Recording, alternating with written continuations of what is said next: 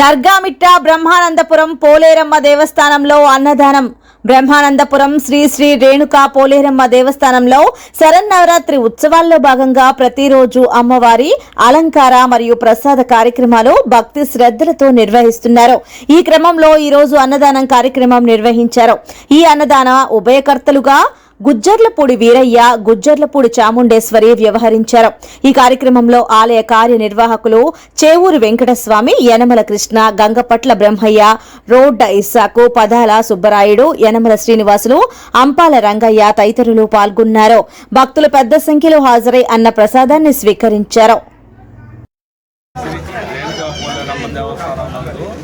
ప్రతి సంవత్సరం మేము గత 12 సంవత్సరాల నుంచి నవరాత్రి జరిపిస్తున్నాము. ప్రతి సంవత్సరం ఏంటంటే మన అలంకారం కానీ, ప్రతిరోజు సాయంత్రం అలంకారం కానీ, ప్రసాదాలు కానీ వినియోగం చేస్తాము. ప్రతి ఒక్కరూ ప్రతిరోజు అన్నదాన కార్యక్రమాలు, పూజా కార్యక్రమాలు ప్రతి ఒక్కరు కూడా ప్రతి ఒక్కరూ పాల్గొంటారు.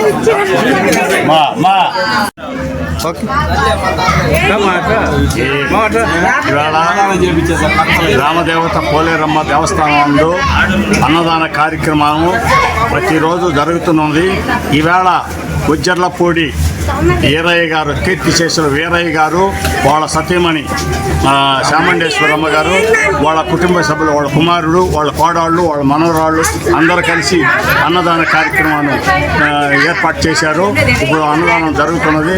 ఆ తల్లి దయ వల్ల అందరూ చల్లగా ఉండాలని మేము కోరుకుంటూ గ్రామం పెద్దలు కానీ పిల్లలు కానీ అందరూ కూడా వేడుకుంటాం. ఈ కార్యక్రమానికి ముఖ్య కార్యకర్తగా మా చేవూరు వెంకటస్వామి, ఆయన